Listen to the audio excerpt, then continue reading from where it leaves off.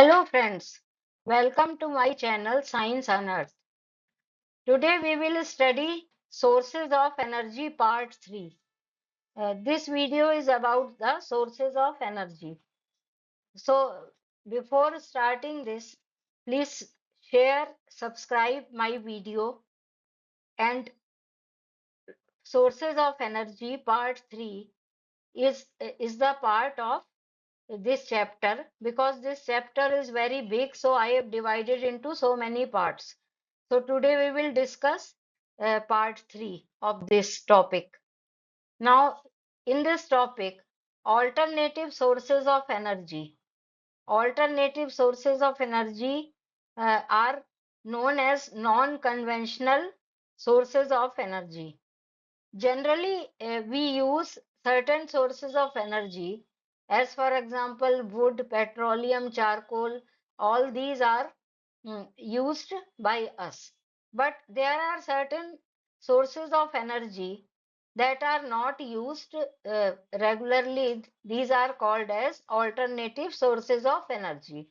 So alternative sources of energy are also known as non-conventional. This is the other name of sources of this type of sources of energy, non-conventional or alternative.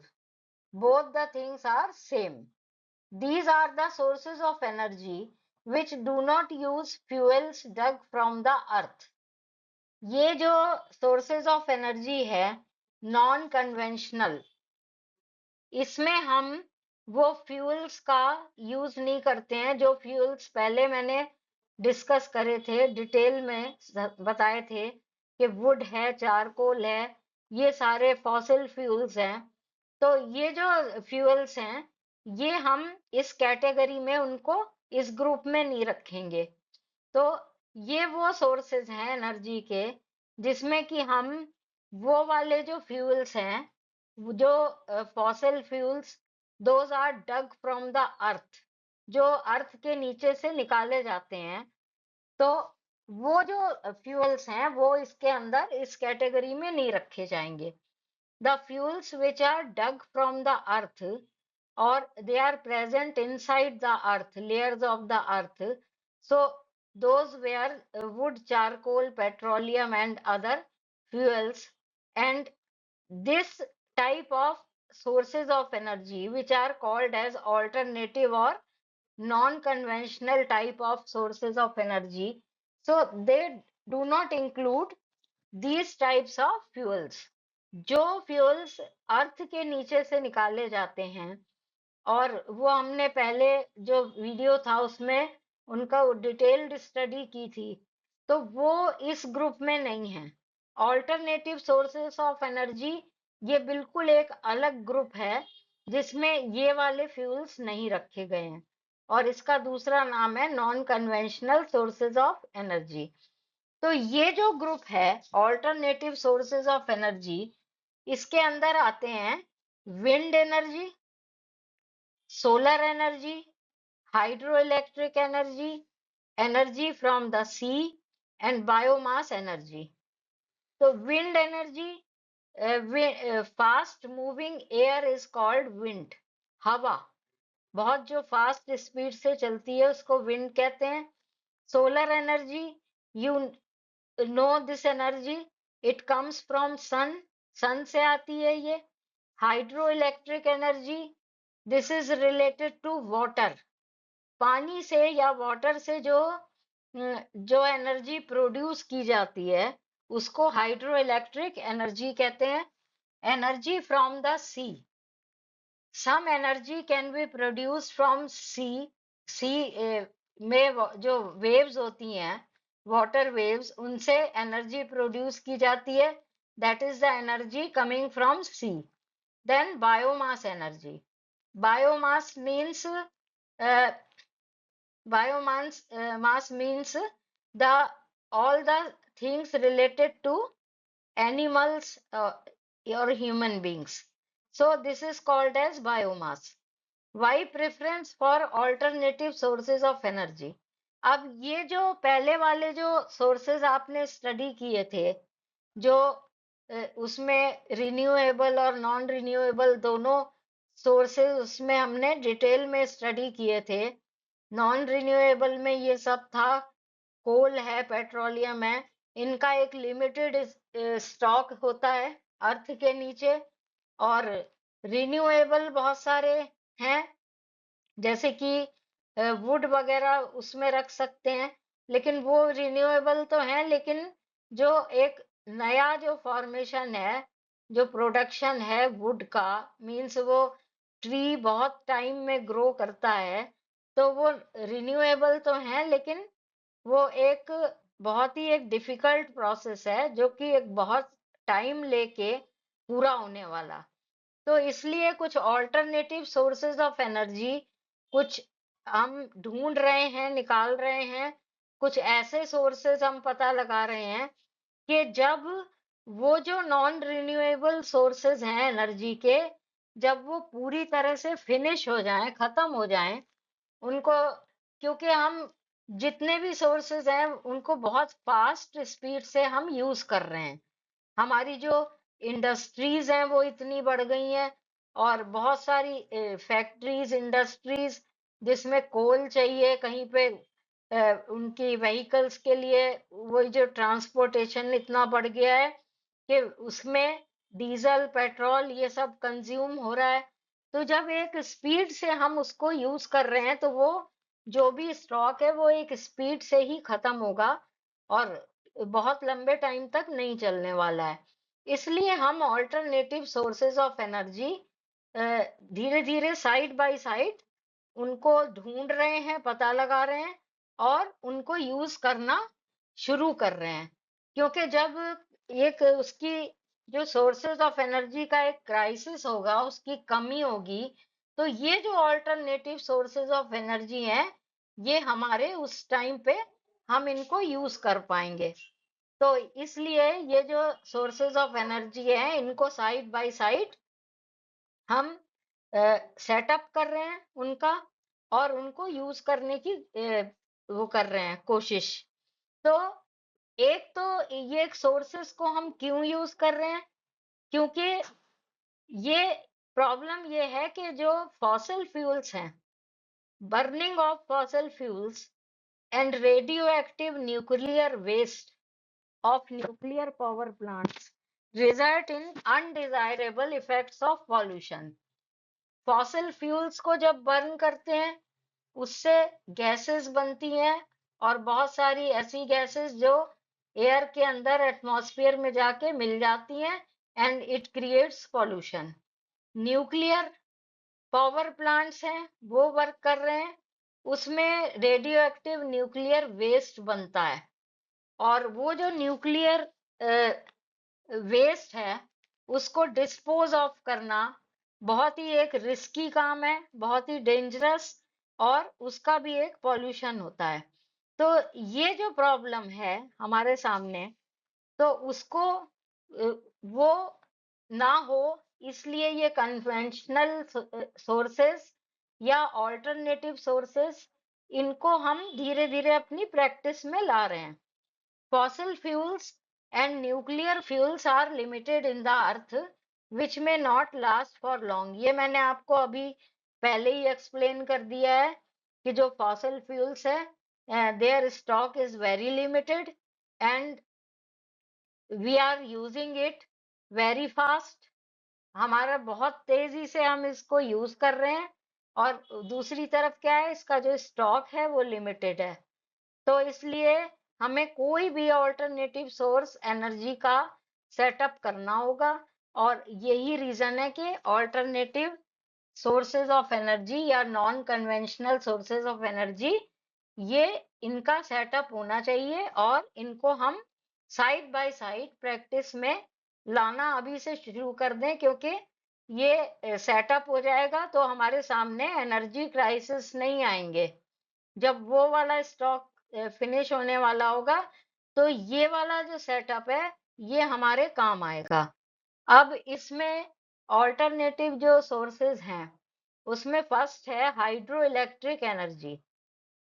ये मैंने आपको पहले explain करा है, hydro means water, so this energy is produced from water. The flowing water has been used for rotating the water wheels and drive water mills to grind wheat to make flour. अब इसमें जो flowing water है, flowing water एक water wheels होते हैं, जैसे एक fan की टाइप की चीज बना दी जाती है जिसे टरबाइन भी कहते हैं। उसी तरह फैन की तरह उसमें ब्लेड्स होते हैं। तो उसके ऊपर से जब एक फ्लोइंग वाटर निकलता है, बहता है, तो वो जो फ्लोइंग वाटर है वो उसको वाटर व्हील्स को रोटेट कर देता है, घुमा देता है। You know that this flowing water has kinetic energy. कोई भी चीज जो मूव कर रही होती है उसके अंदर काइनेटिक एनर्जी होती है। और एक जो फास्ट फ्लोइंग वाटर है तो उसमें कितनी ज्यादा एनर्जी होती है वो बहुत सबको ही पता है, सबने देखा है कि पानी के अंदर एक अगर किसी रिवर में एक कार भी गिर जाती है तो वो उसको बहा के ले जाती है। तो यही एनर्जी वाटर की तो है जो उसको बहुत फास्ट बहाकर भारी से भारी चीजों को बहा के ले जाती है। तो जो फ्लोइंग वाटर है that has kinetic energy, and that kinetic energy rotates the water wheels, and this water wheels they are also called as turbines and drive water mills to grind wheat to make flour. अब इसमें वो जो ये जो wheels हैं ये rotate हुए, उसके बाद उस व्हील से एक शेफ्ट कनेक्ट करके, रॉड टाइप शेफ्ट होती है, और उससे मिल को कनेक्ट कर देते हैं। वो जो मिल है उसमें क्या काम हो रहा है, उसमें जो व्हीट है उसकी ग्राइंडिंग हो रही है और उससे फ्लोर तैयार हो रहा है जो हमारे खाने के काम आता है। तो इस तरह से ये जो सेटअप है to make to set the setup of a grinding mill का हमने सेटअप कर लिया। कैसे किया? Flowing water has kinetic energy, and when this flowing fast flowing water it passes over the water wheels or turbine, then this water, the kinetic energy of the water rotates the wheels of the turbine, and this turbine is connected with a water mill and with the help of a shaft. So when this turbine moves, then that shaft moves, and ultimately the mill that is set up to grind the flour that rotates. So in this way, a small scale grinding mill that grinds wheat to make flour that is set up. Flowing water possesses kinetic energy. Nowadays, the traditional use of energy of flowing water has been modified by improved technology. This energy is used to generate electricity. Hydropower plant converts the potential energy of water stored in reservoir into electrical energy. तो वो जो पहला setup मैंने बताया था कि एक grinding मिल हमने सेटअप करी और उसमें क्या काम हो रहा है, उसमें हो रहा है ग्राइंडिंग ऑफ व्हीट। तो ये एक छोटी सी ग्राइंडिंग मिल है और वो सेटअप हम एक स्मॉल स्केल पे हमने किया कि जो उसकी एनर्जी थी उससे टरबाइन को रोटेट किया, टरबाइन ने शेफ्ट को रोटेट किया और शेफ्ट ने उस ग्राइंडिंग मिल को रोटेट किया। लेकिन ये जो आज जो एक इम्प्रूव्ड और डेवलप्ड एक टेक्नोलॉजीज आ गई हैं तो उससे यही वाला जो सिस्टम है उसको और ज्यादा बड़ा और मॉडिफाई करके उसको बना लिया गया है।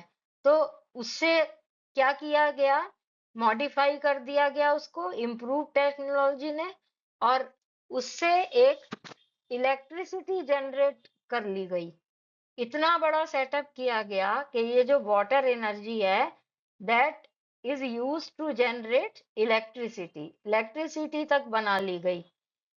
तो ये जो काम है to generate electricity from flowing water, so this is done in hydro power plants. अब ये एक बहुत बड़ा एक सिस्टम या एक बहुत बड़ा प्लांट सेटअप कर लिया।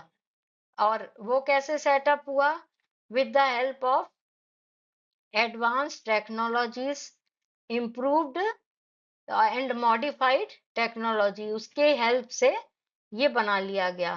तो जो एक छोटा काम पहले छोटे सेटअप से हो रहा था, ग्राइंडिंग ऑफ फ्लोर, तो अब एक ये बड़े सेटअप और इम्प्रूव्ड सेटअप से ये एक बहुत बड़ा लार्ज स्केल पे इलेक्ट्रिसिटी प्रोडक्शन भी बना लिया गया, स्टार्ट किया गया। तो ये जो प्लांट सेटअप हुआ उसका नाम हुआ hydro power plant. A hydropower plant is set up that produces electricity by using flowing water, uh, as I have discussed earlier. So this is the setup to produce electricity. And how it is produced? With the help of flowing water. This flowing water rotates a turbine. The same thing that I have discussed earlier. ये जो flowing water है, इसने क्या rotate किया? Turbine. This setup is known as hydropower plant. This turbine is connected to a generator. अब पहले वो जो टरबाइन था उसको कनेक्ट किया गया था एक ग्राइंडिंग मिल से, जो जिसमें व्हीट की ग्राइंडिंग हो रही थी। अब यहाँ पे जो टरबाइन है उसको शैफ्ट से कनेक्ट किया गया एक जनरेटर से, और उस जनरेटर में इलेक्ट्रिसिटी प्रोड्यूस हो रही है। तो उसके अंदर ये इलेक्ट्रिसिटी प्रोड्यूस हो रही है। अब ये जो हाइड्रो पावर प्लांट है, इसके कुछ पार्ट्स हैं। ये बहुत बड़ा एक सेटअप है, बहुत एरिया में।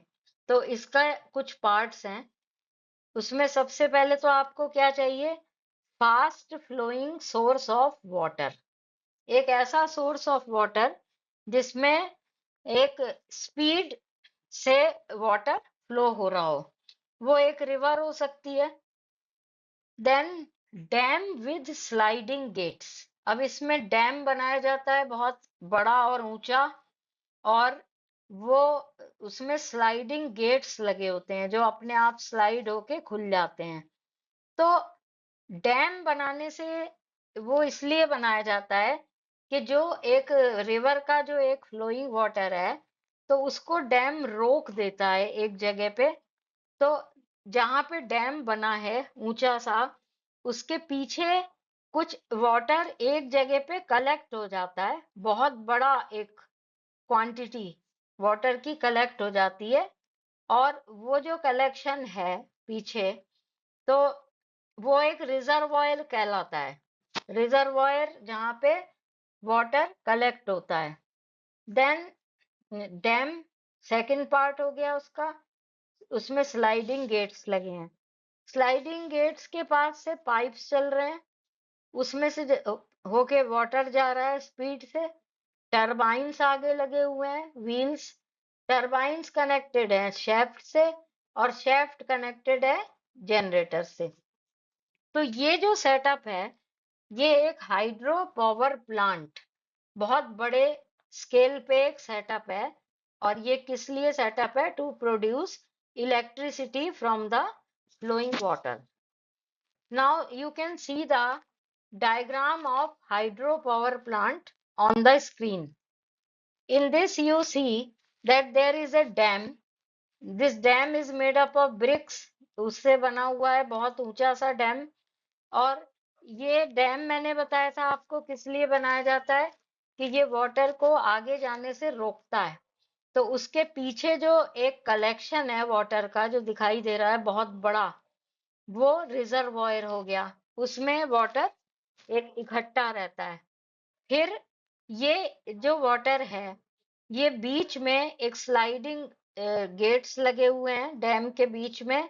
एक पैसेज दिखाई दे रहा है डायग्राम में, एक रास्ता, उसमें से पानी होके जा रहा है। तो ये स्लाइडिंग गेट हो गया, इसमें से वाटर आगे जा रहा है। देन पाइप्स, ये ब्रॉड पाइप्स होते हैं जिसके अंदर से वाटर निकला फास्ट स्पीड से, और वो जो फास्ट स्पीड से जो वाटर आया उसने रोटेट किया व्हील्स को और टरबाइन, ये जो फैन लाइक एक स्ट्रक्चर है ये टरबाइन है, या उसको व्हील्स कह सकते हैं या टरबाइन, उसको रोटेट किया। Turbine is connected to the shaft, shaft है एक रॉड लंबी, then shaft in turn is connected with generator which produces electricity. So this is the setup. This setup is for to produce electricity. तो ये एक advance technology से हमने जो water की जो एक एनर्जी है उसको यूज करके और इलेक्ट्रिसिटी प्रोड्यूस कर दी। अब ये जो डैम के पीछे जो एक वाटर का कलेक्शन है बहुत बड़ा, जिसे रिजर्वॉयर बताया मैंने, तो इसके अंदर जो वाटर है वो रुका हुआ है स्टिल एक ही जगह पे। तो इसके अंदर जो एनर्जी है वो पोटेंशियल एनर्जी है। अ, कोई भी ऐसी चीज जो एक जगह पे रुकी हुई होती है, that thing has always has potential energy, and when it starts moving, then that potential energy is changing into kinetic energy. जैसे जैसे वो चीज आगे मूव करती जाती है तो वही पोटेंशियल एनर्जी काइनेटिक एनर्जी में चेंज होती जाती है। सो यही प्रोसेस इसमें हो रहा है कि रिजर्वॉयर में जो वाटर है that contains that has potential energy, and as soon as this water starts moving, then that potential energy is gradually converted into kinetic energy, and this water, fast moving water, this rotates turbine and shaft, and that shaft rotates the parts of the generator, and ultimately electricity is produced. Now we will discuss the advantages and disadvantages of generating hydroelectricity. ये जो hydro power plant जो हमने setup किया है electricity produce करने के लिए, तो इसमें एडवांटेजेस हमें क्या हुए? एक तो एडवांटेज ये है that flowing water is a renewable source of energy which will never get exhausted. What does it mean? That in every rainy season you will get fresh water from through by the rain, so you will get this always, and this source will never get exhausted. Her rainy season में आपको fresh water मिलेगा rains में, and so this is called as renewable source of energy because water will always be available there, and in every rainy season all the rivers and all the ponds, they are full of water, so you will get sufficient water for this purpose. एक तो ये फायदा हो गया कि ये renewable source of energy है, आपको फ्रेश वाटर मिलता ही रहेगा। Second, construction of dams controls the flood and help in irrigation. ये डैम हमने जिस पर्पस से बनाया है वो तो ये है to produce electricity by this setup.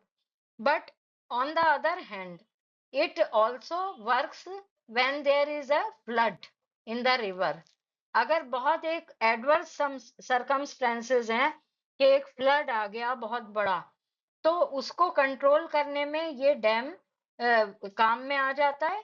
तो इसका एक फंक्शन ये भी है, यूजफुल चीज हो गई कि डैम्स हमें एक तरह से एक इसका यूज ये भी है कि ये कंट्रोल करता है फ्लड्स को, और and it helps in irrigation also. इसके पीछे जो रिजर्वॉयर है, तो रिजर्वॉयर में वाटर इकट्ठा हो जाता है और वो जो कलेक्ट हो जाता है तो उससे इरिगेशन हो जाता है। Then third one is production of electricity by this method does not produce any pollution. As you know that in this setup there is no pollution.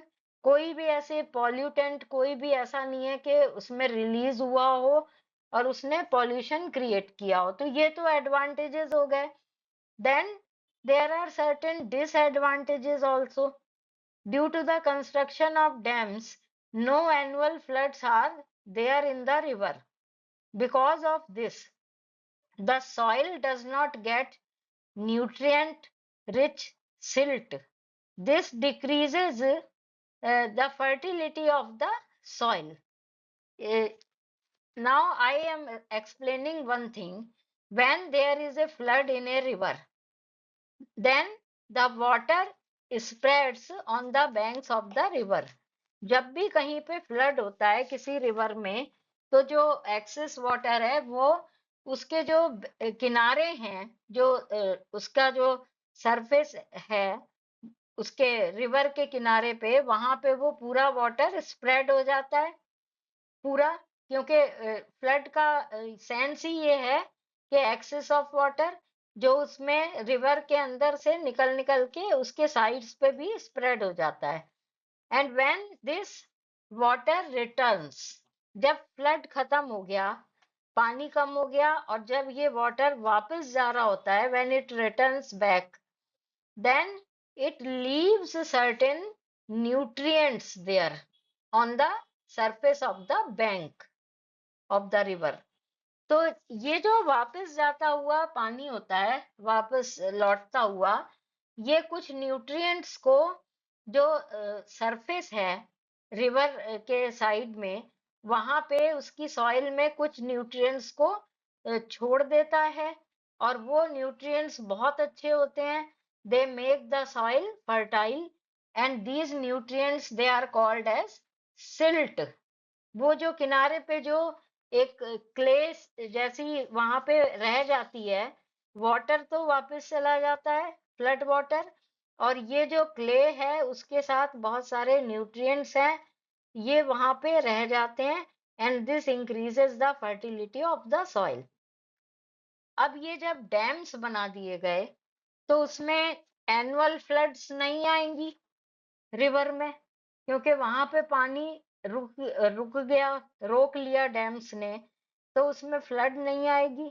और जब फ्लड नहीं आएगी तो वाटर स्प्रेड नहीं होगा उसके रिवर बैंक के ऊपर, और उस जो रिवर साइड में जो भी वहां पे फील्ड्स हैं जहाँ पे कुछ हम ग्रो कर सकते हैं, कोई वेजिटेशन क्रॉप या कुछ भी, तो उसके लिए जो सॉइल है उसको वो सिल्ट नहीं मिलेगा, न्यूट्रिएंट रिच सॉइल नहीं मिलेगी जो नॉर्मली मिलती है। तो ये एक डिसएडवांटेज हो गया। Due to the construction of dam, a large area of land gets submerged in water, hence many plants and trees are destroyed. अब वो जो डैम बन गया उसके पीछे एक रिजर्वॉयर हो गया जिसमें वाटर कलेक्ट होता है, और वो एक बहुत बड़ा एरिया ऐसा हो गया जिसमें वाटर कलेक्टेड है वहां पे। तो उतने एरिया में जितने भी ट्रीज और प्लांट्स हैं वो सब डिस्ट्रॉय हो जाते हैं, क्योंकि वो जो वाटर है कलेक्टेड वाटर, उसमें ये सब खत्म हो जाएंगे। और एग्रीकल्चरल लैंड भी कई बार उस पानी के अंदर डूब जाती है। Agricultural land, it also gets submerged in water. So this is the disadvantage. Fishes do not get sufficient nutrient materials due to the construction of dam. अब डैम का कंस्ट्रक्शन हो गया तो पानी रुक गया, और उससे जो न्यूट्रिएंट नॉर्मल वे में आता था पानी के साथ, वो फिशेस को नहीं मिल रहा है। तो जो एक्वेटिक लाइफ है दैट इज डिस्टर्ब्ड, उनको न्यूट्रिएंट नहीं मिल रहे हैं फिशेस को। और भी एक्वेटिक एनिमल्स होते हैं, so they get their food from water, but due to the construction of dam, this water is uh, stored in the form of a reservoir, so no nutrient is coming with water. The vegetation which is submerged in water at the dam site rots vegetation that produces methane, which is harmful for atmosphere. अब इसमें जो पीछे reservoir में जो water collect हुआ है, उतने area में जितने भी प्लांट्स होंगे, तो वो सब वहां पे वो डिस्ट्रॉय हो गए, and there that all vegetation rots, so that rot vegetation produces methane which is harmful for environment. वो environment में ही जाके मिलती है वो गैस, तो ये एक डिसएडवांटेज हो गया। ये किसका डिसएडवांटेज है? Generating hydro electricity. Now next is wind energy. This is another type of non-conventional uh, type of energy.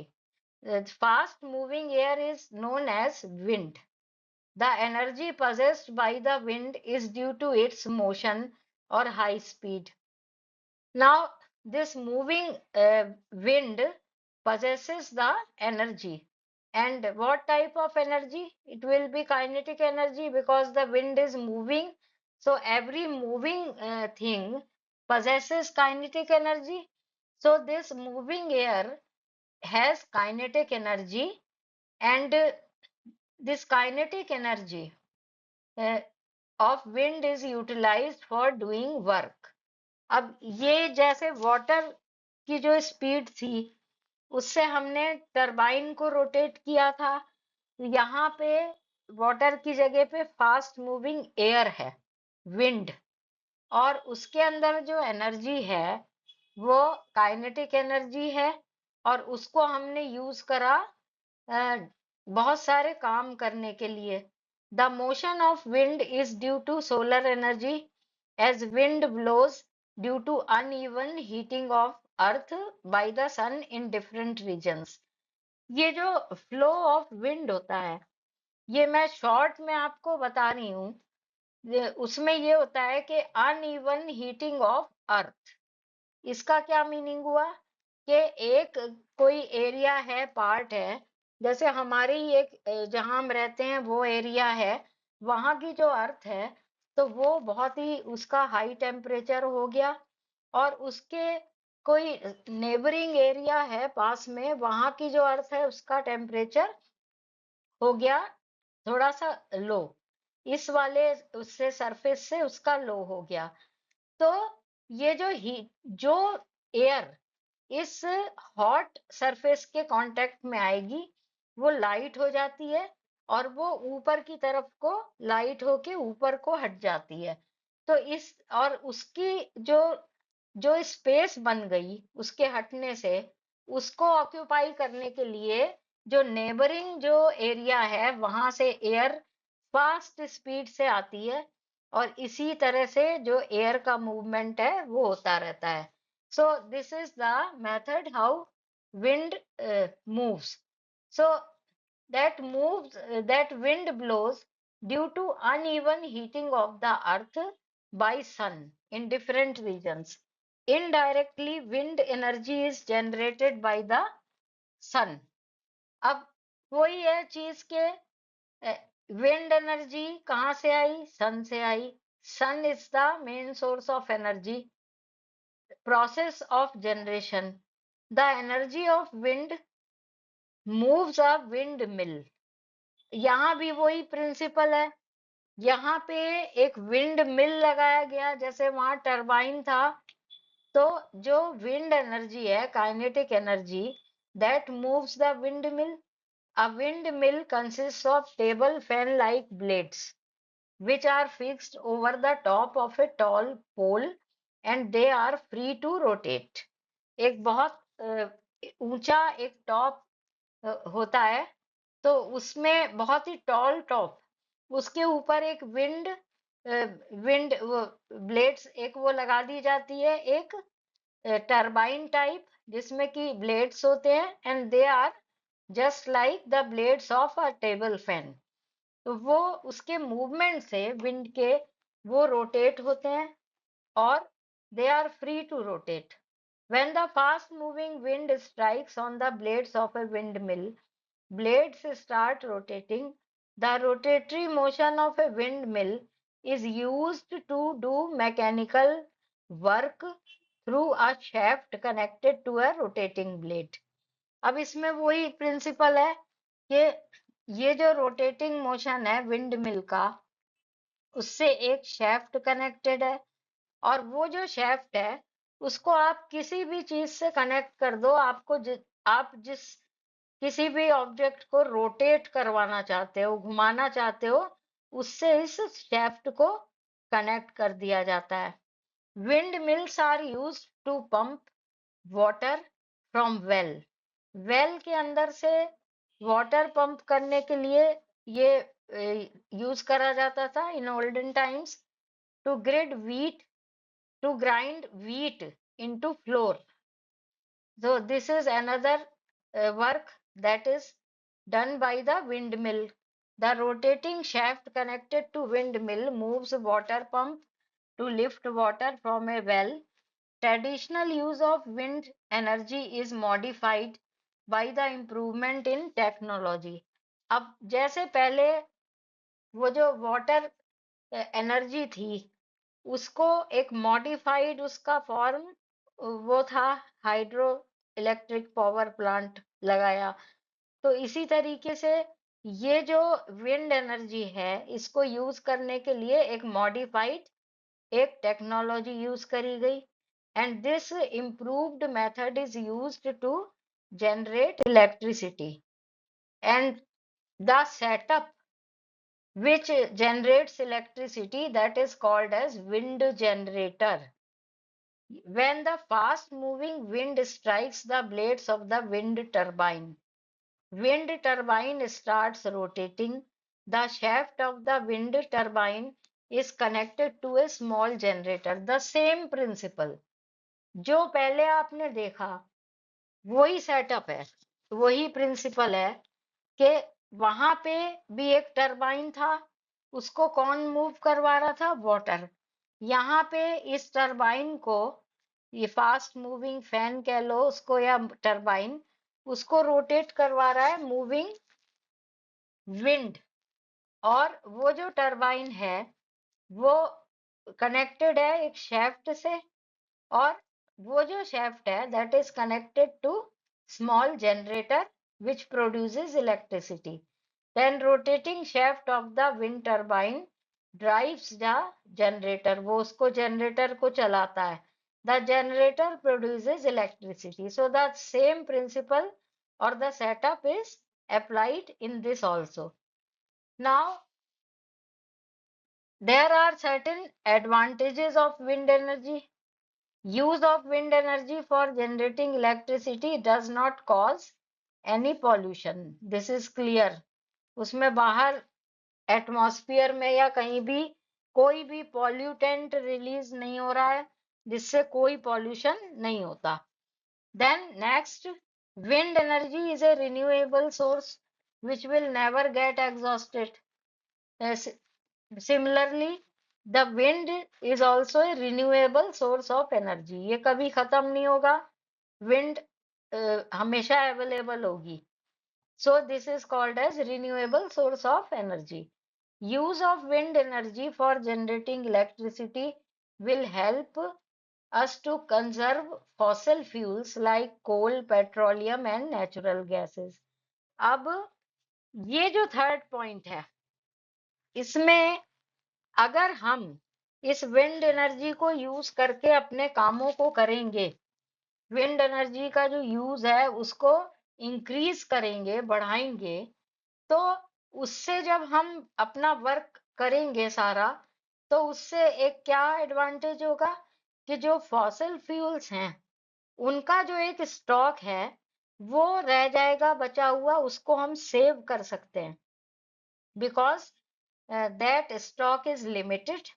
So we have to conserve that. तो उसका कंजर्वेशन हम कर सकते हैं, उसको बचा सकते हैं जो एक स्टॉक फॉसिल फ्यूल्स का है. Then there are certain disadvantages also. Only the strong and steady wind can maintain the desired level of generation. अब इसमें जो टरबाइन है बेसिकली उसको आपको मूव करवाना है, और वो जो टरबाइन है वो जब फास्ट मूविंग होगा तभी वो शेफ्ट को मूव करवाएगा और अल्टीमेटली शेफ्ट मूव करवाएगा जनरेटर को. तो अगर जो एयर है उसकी स्पीड कम है तो ये जो सेटअप है हमारा ये उस केस में वर्क नहीं करेगा. ये बहुत बड़ा डिसएडवांटेज है. It means only the strong and steady wind is required for this purpose. to generate this electricity. The minimum wind speed necessary for satisfactory working of a wind generator is about 15 to 20 kilometers per hour. अब अगर air या wind इस speed से नहीं चल रही होगी, उसका मूवमेंट इस स्पीड से नहीं होगा, then we will have to wait for the moment when this air will flow with this speed. वो जो टाइम होगा उसमें हमारा ये जो वर्क है ये खत्म हो जाएगा, बंद हो जाएगा, अगर वो विंड की स्पीड स्लो है. The wind energy farms can be established only at those places where wind blows for most part of the year. कुछ places ऐसे हैं जिसमें पूरे ईयर में कुछ ऐसा पार्ट होता है, कुछ मंथ्स होंगे या कुछ वीक्स होंगे जिसमें एयर का फ्लो बहुत ज्यादा होता है, और बाकी जो पार्ट है ईयर का उसमें इस स्पीड से विंड वहां पे नहीं चलती होगी.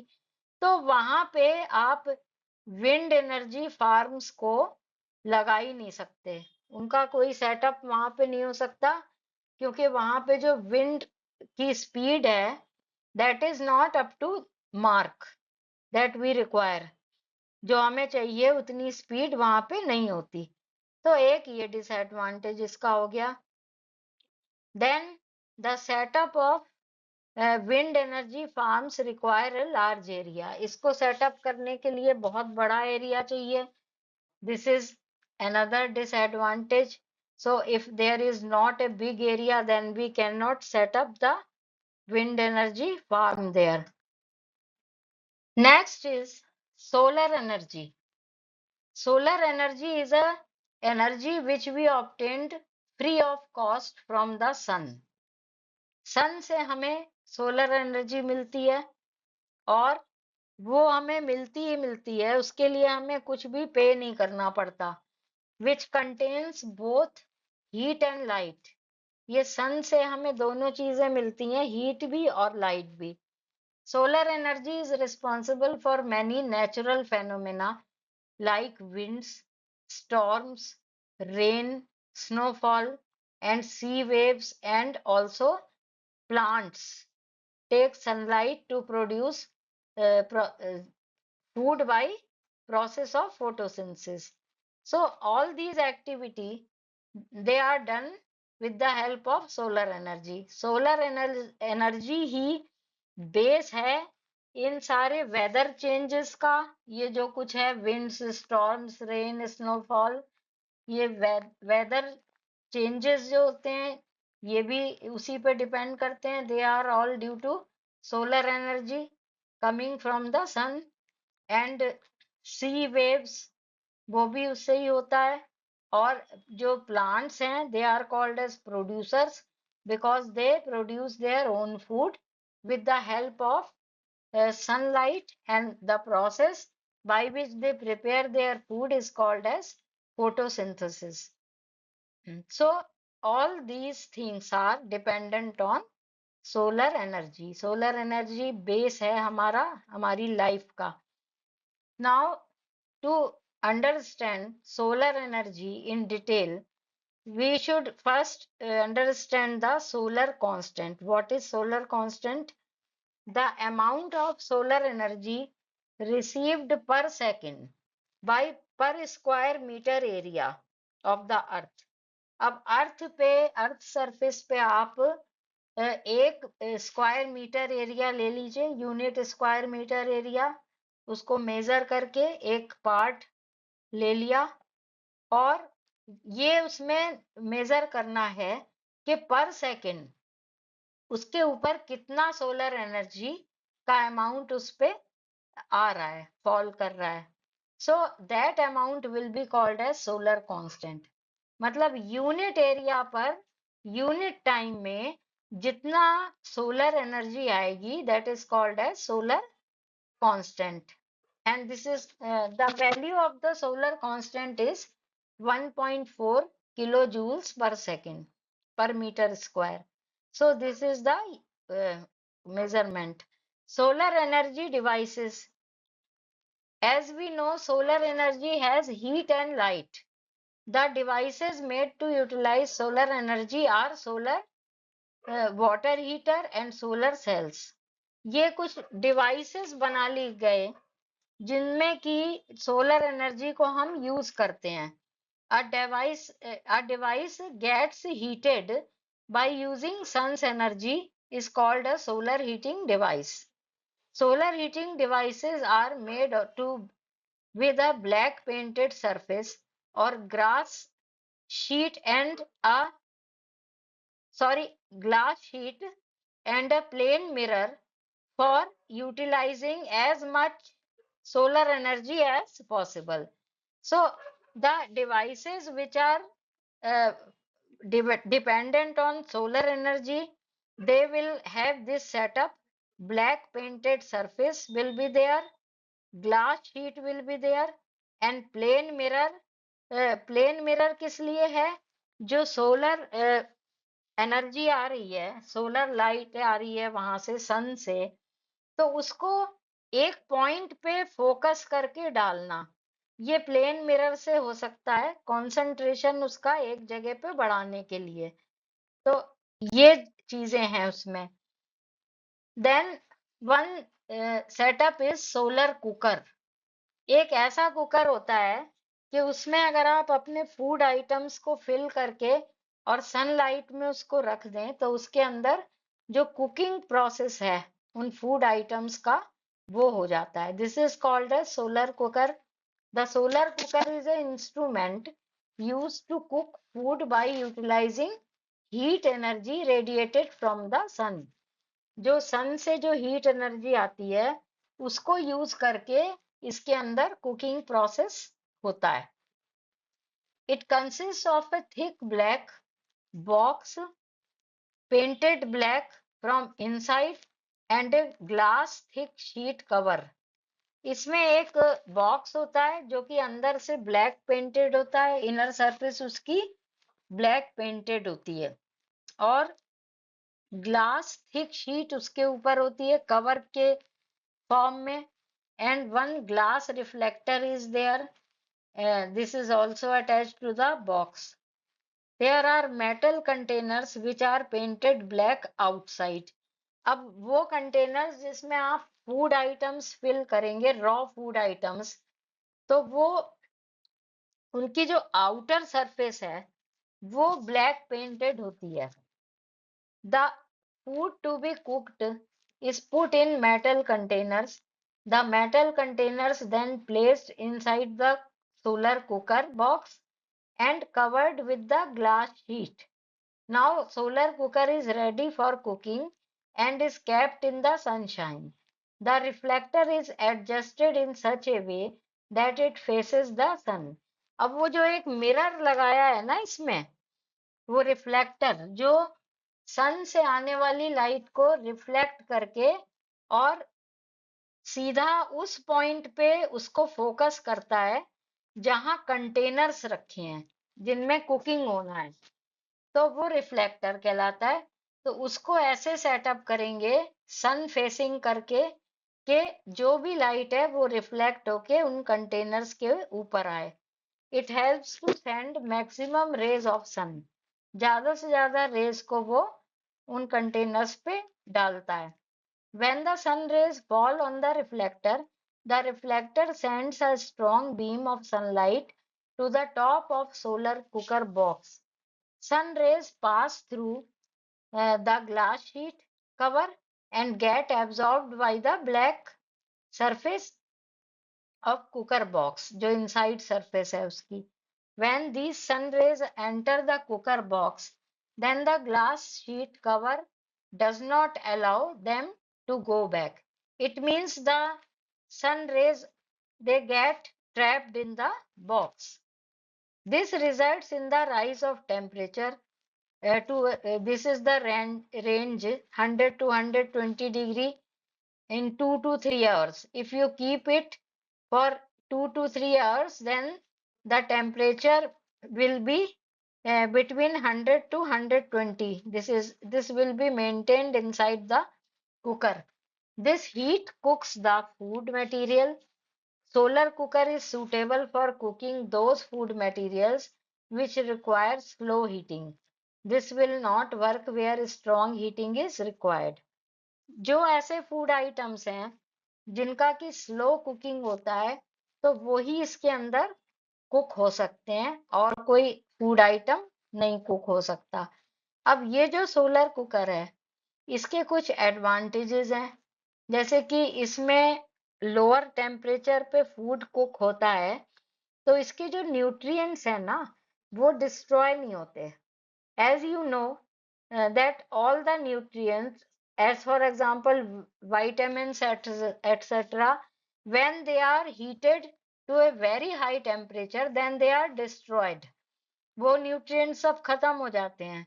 अगर बहुत हाई टेम्परेचर पे हम कुकिंग करते हैं तो विटामिन्स और मिनरल्स और इसमें से बहुत सारे nutrients they are destroyed at very high temperature, because in solar cooker a comparatively lower temperature is maintained, so the nutrients of the food they are not destroyed.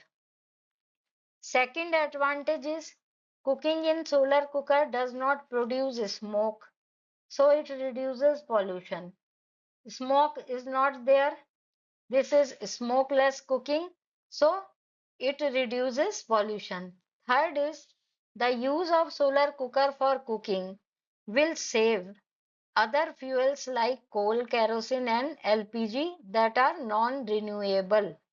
इसमें अगर हम कुकिंग करते हैं तो ये कुकिंग फ्री ऑफ कॉस्ट होती है, और जो दूसरे जो हमारे सोर्सेज ऑफ एनर्जी हैं, कोल, केरोसिन, एलपीजी, उनको हम सेव कर सकते हैं, कंजर्व करते हैं। Up to 4 food items can be cooked at a time. 4 containers होते हैं, then you can fill these 4 containers for different 4 items, food items. तो 4 फूड आइटम्स एक बार में कुक हो जाते हैं। Besides these advantages, there are some disadvantages also, or limitations you can say. If the sky is covered with clouds, then you will not get sunlight. In that case, there will be no cooking. So this is first disadvantage. Second is the direction of reflector of solar cooker should be sun facing. Hence, its position has to be changed from time to time with the movement of sun. Reflector किस लिए लगा है उसमें? Mirror. It reflects the rays coming from sun and it reflects it towards the containers of food. उनके ऊपर इसको reflect करता है, इसलिए ज्यादा से ज्यादा सनलाइट उन कुकिंग कंटेनर्स के ऊपर आए, तो इसलिए रिफ्लेक्टर लगा होता है। तो अब सन मूव करता जाता है धीरे धीरे, कुछ आवर्स के बाद उसका डायरेक्शन बदल जाती है, तो हमें इसको पूरे सेटअप को, मतलब पूरे सोलर कुकर को मूव करके और उसके रिफ्लेक्टर को ऐसे सेट करना होगा कि वो सन से फिर से जो लाइट है उसको रिफ्लेक्ट बैक करे अच्छी तरह से। तो एक ये थोड़ी सी प्रॉब्लम है इसमें। This cooker cannot be used for baking and frying. There are certain cooking processes, as for example baking and frying. ये हम बहुत सी कुकिंग में ये सब करते हैं, बेकिंग है, कहीं पे फ्राइंग है, तो ये सेटअप इसमें नहीं होता, ये हम नहीं कर सकते। एक सिंपल कुकिंग उसमें हो जाता है फूड आइटम्स का। We cannot cook food during night hours. ये जब ये सनलाइट में वर्क करता है सोलर कुकर, तो नाइट आवर्स में वर्क करेगा ही नहीं है, तो एक ये डिसएडवांटेज हो गया। Then comes the solar cell. ये एक और डिवाइस है जो वर्क करती है सोलर एनर्जी पे। Solar cell convert sunlight energy into electricity directly. इसमें जो सन लाइट है या सन एनर्जी है, उससे हम इलेक्ट्रिसिटी बनाते हैं। With the help of sunlight, solar cell produces electricity.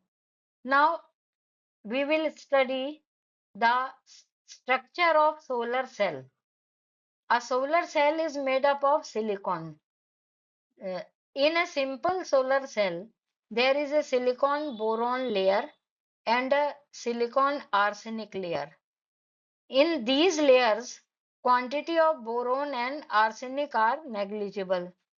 ये इसमें लेयर होती हैं दो. एक एक लेयर है वो सिलिकॉन बोरोन लेयर है और दूसरा सिलिकॉन आर्सेनिक लेयर है. अब इसमें दोनों लेयर्स में जो बोरोन और आर्सेनिक है, देयर क्वांटिटी इज नेग्लिजिबल, बहुत कम है. मेनली देयर इज सिलिकॉन, दोनों जगह सिलिकॉन ही है दोनों लेयर में. In these layers, quantity of boron and arsenic are negligible.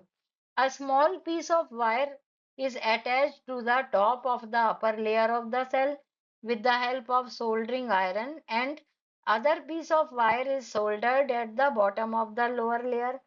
अब ये जो दो हमने लेयर, ये एक लेयर के ऊपर दूसरी लेयर लगाई, एक बोरोन हुई सिलिकॉन और arsenic silicon.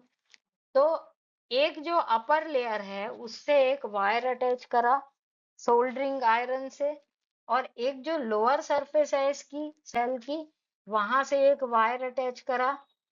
And this whole arrangement, now this is covered with glass cover. When sunlight falls to the surface of the solar cell, the loosely held electrons in the silicon atom start moving, due to which electric current starts flowing. Now I will explain this. When sunlight falls to the surface of the solar cell, solar cell के अंदर क्या है? Silicon. उसकी दो layers हैं. अब solar cell के अंदर जो सिलिकॉन है उसके एटम्स में लूजली हेल्ड इलेक्ट्रॉन्स होते हैं, जो लूज से होते हैं. जब सनलाइट या सन एनर्जी उसके ऊपर जाती है, then these loosely held electrons, they get energy to move and they start moving. And you, as you know, that the moving of electrons is the other name of electricity. तो वो जो wire हैं उनके अंदर electricity flow होनी start हो जाती है. और उससे क्या होता है कि जितनी भी ब्राइटनेस होगी लाइट की, उससे जो स्ट्रेंथ ऑफ द करंट है वो इंक्रीज होगी. ज्यादा लाइट एनर्जी होगी तो इलेक्ट्रॉन्स का मूवमेंट फास्ट होगा और उससे जो स्ट्रेंथ है करंट की वो भी इंक्रीज होगी. A potential difference of about 0.5 volt is produced between the top and the bottom surfaces. As you know, there are two surfaces, top surface, bottom. So there is a difference of potential there. A single solar cell can produce only a small amount of electricity. ये एक बहुत छोटी सी quantity में amount electricity का produce करता है. So if we need more electricity, a big amount of electricity, then we have to set up these solar cells in groups. बहुत सारे solar cells इकट्ठे हम लगाएंगे in case we need more electricity.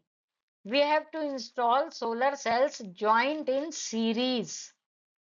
Joint in series means, I am telling you in short, एक cell का plus positive end connected होगा दूसरे cell के नेगेटिव एंड से. This this system is called as, और this setup is called as connecting cells in series. इसको कहते हैं सेल्स को सीरीज में कनेक्ट करना. तो हम जितने भी हमारे सोलर सेल्स हैं उन सबको हम सीरीज में कनेक्ट करके और एक ग्रुप बना देंगे सोलर सेल्स का. वो सोलर सेल्स का ग्रुप कहलाता है solar cell panel. In other words we can say, if we join solar cells in definite pattern, then This will work with efficiency.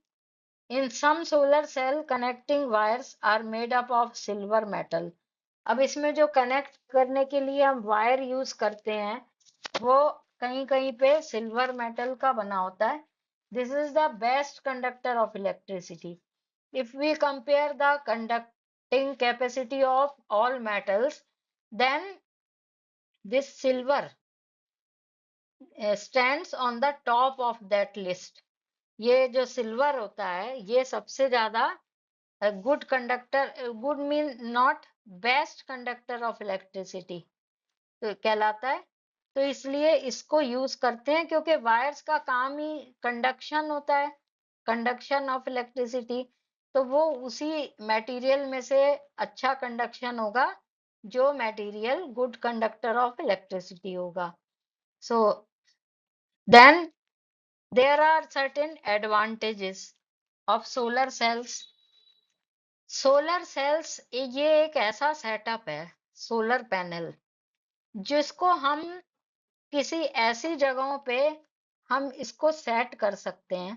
If there are certain remote areas और rural areas where power transmission lines are not possible, मतलब वहां पे बहुत difficult है कि हम power transmission lines लगाएं, poles लगाएं और पूरा इलेक्ट्रिसिटी का सेटअप कर पाएं. तो ऐसी जगह पे जो सोलर सेल के पैनल्स हैं उनसे इलेक्ट्रिसिटी जनरेट करके और उस एरिया को हम लाइट से उससे इल्यूमिनेट कर सकते हैं और वहाँ जो भी उनके डे टू डे एक्टिविटीज हैं, activities which are dependent on electricity, so they are possible there with the help of solar panels. Second advantage is they have no moving parts, therefore they require almost zero maintenance. Zero maintenance होता है, बहुत कम ये इनमें कोई defects आते हैं. But there are certain disadvantages also. The silicon which is used in solar cell is special grade which is expensive very also. Silver wires, they are also expensive. So this whole setup is very expensive. This is the drawback that we face. ये एक थोड़ा सा इसमें problem आती है कि इसके लिए बहुत ज्यादा एक पे करना पड़ता है तब ये सेटअप होता है. Electricity generation is completely shut down during overcast conditions. Overcast condition है, रेनी सीजन है, उसमें ये सेटअप काम नहीं करेगा because this solar panel it requires sunlight. So if sunlight is not there then it will not work. This is the disadvantage. Then there are some uses of solar cells. अब ये solar cells कहाँ कहाँ पे use होते हैं. Solar cells are used for providing electricity to lighthouses situated in the sea. सी के बीच में जो लाइट हाउसेस बनाए जाते हैं तो वहां पे ये सोलर सेल्स, सोलर पैनल लगा के छोड़ दिए जाते हैं क्योंकि वहां पे इनकी कोई मेंटेनेंस की रिक्वायरमेंट नहीं है और ये बहुत अच्छी तरह से वर्क करते हैं ओपन जहाँ पे जगह है. Solar cells are used to operating tracking signals, watches, calculators and toys. ये जो जितनी चीजें हैं इनमें सब में ये जो सोलर सेल्स हैं दे आर यूज देयर, उनमें आजकल लगने लगे हैं. ये बहुत सी ऐसी चीजें होती हैं जैसे कुछ लैंटर्न्स हैं कि अगर कभी इलेक्ट्रिसिटी फेल होती है हम उनको यूज करते हैं, उसमें भी एक छोटा सा सोलर सेल लगने लगा है जो उसको जनरेट कर देता है, दोबारा चार्ज करता है. They are used for providing electricity to remote where normal electricity transmission is not possible. वहां पे अभी बता दिया आपको, ये लगा दिया जाता है जहां पे ये सेटअप नहीं हो सकता. So this is all about solar energy and we have discussed certain types of sources of energy, ये हमने कुछ टाइप्स को डिस्कस किया, and the rest of the part of this topic is in my coming video. So please don't forget to see that video. उस video को आप जरूर देखें जो नेक्स्ट आ रहा है, क्योंकि उसमें और आगे जो इसका पार्ट है वो आपको मिलेगा. And please subscribe to my video, and if you subscribe my video then you will get all the videos automatically in your phone. That's all. Thank you.